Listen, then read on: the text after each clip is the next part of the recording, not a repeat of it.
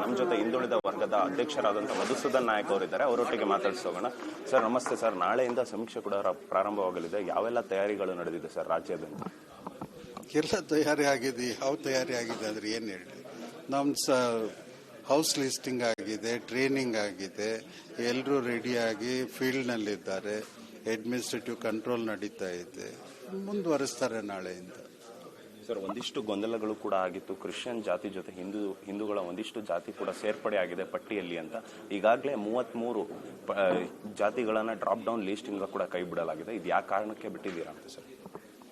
ಯಾವುದು ಕಾರಣಕ್ಕೆ ಬಿಟ್ಟಿದ್ದಲ್ಲ, ಇದು ಗೊಂದಲ ಕಂಟಿನ್ಯೂ ಆಗಿ ನಮ್ಮ ವ್ಯವಸ್ಥೆ ಡಿಸ್ಟರ್ಬ್ ಆಗಬಾರ್ದು ಅಂತ ಹೇಳಿ ಅದರಿಂದ ಏನೋ ಹಿಂದೆ ಮುಂದೆ ಆಗದೆ ಇರೋ ಕಾರಣಕ್ಕೆ ಅವಶ್ಯಕತೆ ಇಲ್ಲದೇನೆ ಯಾಕೆ ಕಂಟಿನ್ಯೂಡ್ ಗೊಂದಲ ಇರಬೇಕು ಅಂತ ಹೇಳಿ ನಾವು ಅದನ್ನ ಆ ಡ್ರಾಪ್ ಡೌನ್ ನಲ್ಲಿ ಪ್ರಾಂಪ್ಟ್ ಆಗದಿದ್ದಾಗೆ ಮಾಡಿದೀವಿ ಅಷ್ಟೇ.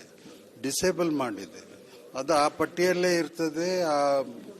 ಆ ಜಾತಿಯಲ್ಲಿ ಯಾರಾದರೂ ಹೇಳಿದ್ರೆ ಅದು ರೆಕಾರ್ಡ್ ಆಗ್ತದೆ. ಸ್ವಇಚ್ಛೆಯಿಂದ ಬರೆಸ್ಕೊಂಡ್ರೆ ಅದನ್ನು ಬರೆಸ್ತಾರೆ. ಅದು ಬರಿಸಿ ಆದ್ಮೇಲೂ ಅದರಿಂದ ಮುಂದೆ ಏನು ಕಾನ್ಸಿಕ್ವೆನ್ಸಸ್ ಇಲ್ಲ ಲೀಗಲಿ, ನನಗೆ ತಿಳಿದ ಮಟ್ಟಿಗೆ. ಅದು ಕನ್ವರ್ಟ್ ಆಗಿದ್ರೆ ಅದು ಕನ್ವರ್ಟೆಡ್ ಇದರಲ್ಲೇನೆ ಕ್ಯಾಟಗರಿಯಲ್ಲೇನೆ ಕನ್ಸಿಡರ್ ಮಾಡಿ ಮುಂದೆ ಅನಲೈಸ್ ಮಾಡ್ತಾರೆ. ಇದು ಬರೀ ಗೊಂದಲ ಕ್ರಿಯೇಟ್ ಮಾಡೋ ಮನಸ್ಸಿನಿಂದ ಕ್ರಿಯೇಟ್ ಮಾಡಿ ಅದನ್ನ ಚರ್ಚೆ ಮಾಡಿದ್ರೆ ಅದಕ್ಕೆ ರಿಯಾಕ್ಷನ್ ಮಾಡೋ ಅವಶ್ಯಕತೆ ಇಲ್ಲ ಅಂತ ತಿಳ್ಕೊಂಡಿದ್ದೆ. ಸರ್, ಇದು ಹಾಗಿದ್ರೆ ಕೇವಲ ಡ್ರಾಪ್ ಡೌನ್ ಲಿಸ್ಟ್ ಇಂದ ಮಾತ್ರ ಕೈ ಬಿಡಲಾಗಿದೆ. ಅವರಾಗೆ ಸ್ವತಃ ಏನಾದ್ರು ಬರ್ಸಿದ್ರೆ ಬರ್ಕೊಳ್ತೀವಿ ಅಂತ. ಹಾಗಿದ್ರೆ ಮೇಲ್ನೋಟಕ್ಕೆ ಮಾತ್ರ ಇದು ಕೈ ಬಿಟ್ಟಂಗಾಗಿದೆ. ಅಷ್ಟು ಕೈ ಬಿಟ್ಟಂಗಿಲ್ಲ. ಅದು ಅಲ್ಲೇ ಇದೆ. ನಾವು ಪ್ರಾಂಪ್ಟ್ ಮಾಡಿ ಯಾರಿಗೋ ಮಿಸ್ಲೀಡ್ ಮಾಡ್ತಾ ಇದ್ದೀವಿ ಅಂತ ತಿಳುವಳಿಕೆ ಬರಬಾರ್ದು ಅಂತ ಹೇಳಿ ಯಾರು ಕನ್ಸರ್ನ್ ತೋರಿಸಿದ್ರು ಅವರ ಕನ್ಸರ್ನ್ ಅನ್ನ ಗಣನೆಗೆ ತಗೊಂಡು ನಮ್ಮ ಆಯೋಗದ ಮೆಂಬರ್ಸು ಇದನ್ನ ಪ್ರಾಂಪ್ಟ್ ಆಗದಿದ್ರೆ ನಮಗೂ ಏನೂ ತೊಂದರೆ ಇಲ್ಲ, ಯಾರಿಗೂ ಏನೂ ತೊಂದರೆ ಇಲ್ಲ. ಅದನ್ನ ಬರ್ಸೋ ಅವಕಾಶ ಇರೋದ್ರಿಂದ ನಾವು ಅದನ್ನ ಹೈಡ್ ಮಾಡುವ, ನಾವು ನಮ್ಮ ಇವರಿಗೆ ಆ್ಯಪ್ ಯಾರು ಡೆವಲಪ್ ಮಾಡಿದ್ದಾರೆ ತಿಳಿಸುವ ಅಂತ ಹೇಳಿ ನಾವು ಅದನ್ನ ಮುಂದುವರಿಸಿದ್ದೀವಿ ಅಷ್ಟೇ. ಸರ್, ಈಗಾಗಲೇ ನೀವು ಹೇಳದಂತೆ ಇದು ಜಾತಿ ಸಮೀಕ್ಷೆ ಅಲ್ಲ ಅಂತ ಕೂಡ ಹೇಳಿದ್ರೆ, ಇದು ತುಂಬಾ ಜನ ಈಗಲೂ ಕೂಡ ಜಾತಿ ಸಮೀಕ್ಷೆ ಅಂತಾನೆ ತಿಳ್ಕೊಂಡಿದ್ದಾರೆ. ಸಾಮಾನ್ಯ ಜನರಿಗೆ ಇದು ರೀಚ್ ಆಗೋದಕ್ಕೆ ಯಾವ ಮಟ್ಟದಲ್ಲಿ ಕೆಲಸ ಮಾಡ್ತೀರಾ ಸರ್? ಇದು ಜಾತಿ ಸಮೀಕ್ಷೆ ಅಲ್ಲ, ಇದು ಕೇವಲ ಆರ್ಥಿಕ ಆತರ ಶೈಕ್ಷಣಿಕ ಸಮೀಕ್ಷೆ ಅಂತ. ಇದು ರೀಚ್ ಮಾಡೋದಕ್ಕೆ ಜನರಿಗೆ ಯಾವ ರೀತಿಯಾಗಿ ಮುಟ್ಟಿಸ್ತೀರಾ? ರೀಚ್ ಮಾಡೋದು ನಿಮ್ಮಿಂದಾನೇ ರೀಚ್ ಆಗಬೇಕು. ಹೇಗೆ ರೀಚ್ ಮಾಡ್ಲಿಕ್ಕೆ ಆಗ್ತದೆ? ನಾವೇನು ಅಡ್ವರ್ಟೈಸ್ಮೆಂಟ್ ತಗೊಳ್ಲಿಕ್ಕಾಗ್ತದೆ? ತಮ್ಮ ಮೀಡಿಯಾದಿಂದ ಜನರಿಗೆ ತಿಳುವಳಿಕೆ ಕೊಡಬೇಕು. ಇದು ಜಾತಿ ಸಮೀಕ್ಷೆ ಅಲ್ಲ, ಜಾತಿ ಗಣತಿನೂ ಅಲ್ಲ. ಹೀಗಾಗಿದ್ರಿಂದ ಅವರ ತಿಳುವಳಿಕೆ ತಪ್ಪಿರೋದ್ರಿಂದ ನೀವು ಅವರಿಗೆ ತಿಳುವಳಿಕೆ ಕೊಟ್ಟು ಇದರಲ್ಲಿ ನೀವು ತಿಳ್ಕೊಳ್ಳುವ ಅವಶ್ಯಕತೆ ಇಲ್ಲ ಅಂತ ಹೇಳ್ಬೇಕು. ನೀವು ಪ್ರಚಾರ ಮಾಡ್ಬೇಕು ನಮ್ಮ ಪರವಾಗಿ. ನೀವು ನಮ್ಮ ರಾಜ್ಯದ ಜನತೆನೇ ಅಲ್ವಾ, ನೀವು ಎಲ್ಲರ ವೆಲ್ಫೇರಿಗೆ ಕೆಲಸ ಮಾಡ್ತಾ ಇರೋದಲ್ವಾ, ನೀವು ರೀಚ್ ಔಟ್ ಮಾಡ್ಬೇಕಷ್ಟೇ. ಸರ್, ಮತ್ತೆ ಒಂದಿಷ್ಟು ಜನ ಆರೋಪ ಮಾಡ್ತಿರೋದೇನಂದ್ರೆ ಈ ಸಮೀಕ್ಷೆ ಕೇವಲ 15 ದಿನದಲ್ಲಿ ಆಗಲ್ಲ ಅಂತ, ಮುಂದುವರಿಸಬೇಕಿತ್ತು. ಈ ತರಾತುರಿಯಲ್ಲಿ ಯಾಕೆ ಮಾಡ್ತಿದ್ದಾರೆ ಅಂತ ಸರ್? ಯಾರು ಜನ ಹೇಳ್ತಾ ಇರೋದು? ಇಷ್ಟು ನಾಯಕರುಗಳು ಹೇಳ್ತಾರೆ. ಅವ್ರು ಹೇಳಿದ್ರೆ ನೀವು ಅವ್ರಿಗೆ ಹೇಳ್ಬೇಕು ತರಾತುರಿ ಆಗ್ತಾ ಇದೆ ಅಂತ ಯಾವ ಕಾರಣದಿಂದ ಹೇಳ್ತೀರಿ? ಈಗ 1,75,000 ಟೀಚರ್ಸು ಸರ್ವೆ ಮಾಡ್ಲಿಕ್ಕೆ ಹೋದ್ರೆ ಆನ್ ಎನ್ ಎವರೇಜ್ ದಿವಸಕ್ಕೆ 7-8 ಮಾಡಿದ್ರೆ 2 ಕೋಟಿ ಮನೆಯನ್ನ ತಲುಪಲಿಕ್ಕೆ ಆಗ್ತದೆ. 7-8ಕ್ಕಿಂತ ಹೆಚ್ಚು ಕಡಿಮೆ ಆದ್ರೂ 15-16 ದಿವಸದಲ್ಲಿ ಮುಗಿಸ್ಲಿಕ್ಕೆ ಆಗ್ತದೆ ಅಂತ ಕ್ಯಾಲ್ಕುಲೇಟ್ ಮಾಡಿ ನಾವು ಇಷ್ಟರಲ್ಲಿ ಮಾಡ್ತೀವಿ ಅಂತ ಹೇಳಿದ್ದೀವಿ. ಆಗ್ಲಿಲ್ಲ. ಇಂಥ ಡಿಸ್ರಪ್ಷನ್ ಎಫರ್ಟ್ ನಿಂದ ಏನೋ ತೊಂದರೆ ಆಯ್ತು ಅಂದ್ರೂ 1-2 ದಿವಸ ಮುಂದೆ ಹೋಗ್ತದೆ.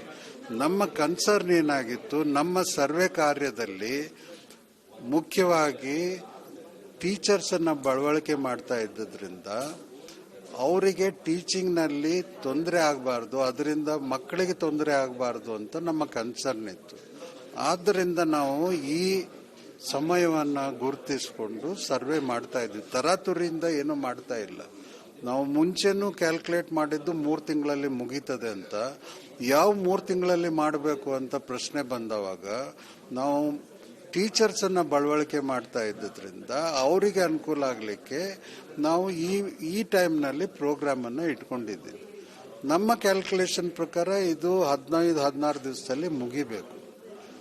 ಬೇರೆ ಬೆಂಗಳೂರು ವ್ಯಾಪ್ತಿಯಲ್ಲಿ ಟೀಚರ್ನ ಬಿಟ್ಟು ಬೇರೆ ಗೌರ್ಮೆಂಟ್ ಎಂಪ್ಲಾಯೀಸ್ ಇರೋದ್ರಿಂದ ಒಂದು 2-3 ದಿವಸ ಮುಂದೆ ಹೋದ್ರೂ ಏನೂ ತೊಂದರೆ ಆಗೋದಿಲ್ಲ. ಹೀಗಾಗಿ ನಾವು ಈಗ ಮುಗಿಸ್ತಾ ಇದ್ದೀವಿ. ಇದು ಈಗ ನಡಿಬಾರ್ದು ಅಂತ ಇದ್ದವರಿಗೆ ತಲೆಯಲ್ಲಿ ಬಂದು ತರಾತುರಿ ಮಾಡ್ತಾ ಇದ್ದಾರೆ, ಮುಂದಾಕಿ ಅಂತ ಹೇಳಿದ್ರೆ ಅದು ಬೇರೆ ಯಾವುದೋ ವಿಚಾರದಲ್ಲಿ ಹೇಳ್ತಾ ಇದ್ದಾರೆ. ಈಗ ಮುಂದಾಕಿದ್ರೆ ನಾವು ಯಾವಾಗ ಮಾಡ್ಬೋದು? ಏಪ್ರಿಲ್ನಲ್ಲಿ ಮಾಡ್ಲಿಕ್ಕಾಗ್ತದೆ. ಈಗ ಬಹಳಷ್ಟು ವರ್ಷದಿಂದ ಡಿಸರ್ವಿಂಗು ಹಿಂದುಳಿದವರಿಗೆ ಈ ಬೆನಿಫಿಟ್ ಅನ್ನ ಸಿಕ್ಲಿಕ್ಕೆ ಅನುಕೂಲ ಮಾಡಲಿಕ್ಕೆ ತೊಂದರೆ ಆಗಿದೆ. ಈಗ ಸ್ಟೇಟಸ್ಗೂ ಆಗಿರೋದ್ರಿಂದ ಯಾರು ಅನ್ಡಿಸರ್ವಿಂಗ್ ಇದ್ದಾರೆ they continue to take the benefit. ಯಾರು ಡಿಸರ್ವಿಂಗ್ ಇದ್ದಾರೆ ಅವರಿಗೆ ಡಿಪ್ರೈವ್ ಆಗ್ತಾ ಇದೆ. ಆ ಕಾರಣಕ್ಕೆ ನಾವು ಆದಷ್ಟು ಬೇಗ ಮಾಡಬೇಕು ಅಂತ ಹೇಳಿ ನಾವು ಮಾಡ್ತಾ ಇದ್ದೀವಿ. ಅದು ತರಾತುರಿ ಅಂತ ಹೇಳಿದ್ರೆ ನಾನು ಅದಕ್ಕೆ ಏನು ರಿಯಾಕ್ಟ್ ಮಾಡ್ಲಿಕ್ಕೆ ಆಗೋದು. ನಾವು ಯಾವುದು ತರಾತುರಿ ಮಾಡ್ತಾ ಇಲ್ಲ. ಇಷ್ಟು ಸಮಯ ಬೇಕಂತ ನಾವು ತಿಳ್ಕೊಂಡು ಅಷ್ಟು ಸಮಯದಲ್ಲಿ ಮಾಡ್ತಾ ಇದ್ದೀವಿ.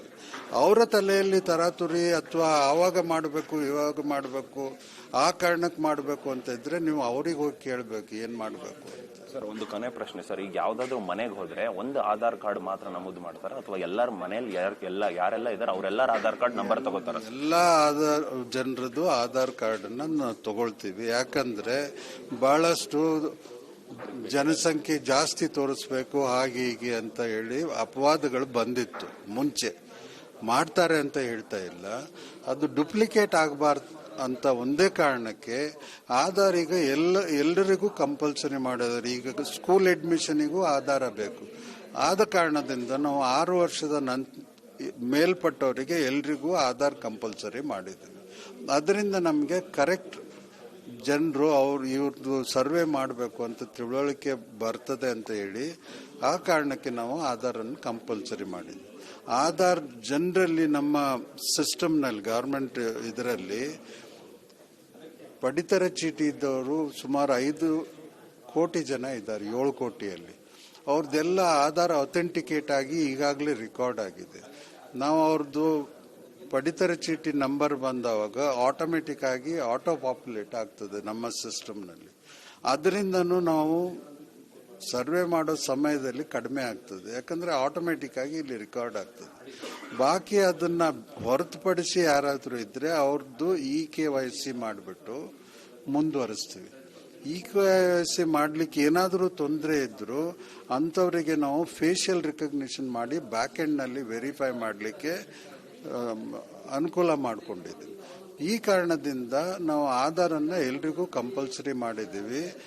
ಮುಖ್ಯಸ್ಥಂದ ಒಬ್ಬದೇ ಅಲ್ಲದೇನೆ ಎಲ್ಲ ಪ್ರತಿಯೊಬ್ಬ ಮೆಂಬರ್ದು ಆಧಾರನ ನಾವು ರೆಕಾರ್ಡ್ ಮಾಡಿ ನಮ್ಮ ಇದರಲ್ಲಿ ಸಿಸ್ಟಮ್ನಲ್ಲಿ ಕ್ಯಾಪ್ಚರ್ ಮಾಡ್ಕೊಳ್ತೀವಿ. ಎಸ್, ಇದಾಗಿತ್ತು ಹಿಂದುಳಿದ ವರ್ಗಗಳ ಆಯೋಗದ ಅಧ್ಯಕ್ಷರಾಗಿರುವಂತಹ ಮಧುಸೂದನ್ ನಾಯಕ್ ಅವರ ಮಾತುಗಳು. ಕ್ಯಾಮರಾ ಪರ್ಸನ್ ಗಂಗಾಧರ್ ಜೊತೆ ಓಂ ವಿವೇಕ್, ಆದಿತ್ಯ ಕಾರ್ಲೇಕರ್, ಅಶ್ವಗ ನ್ಯೂಸ್, ಬೆಂಗಳೂರು.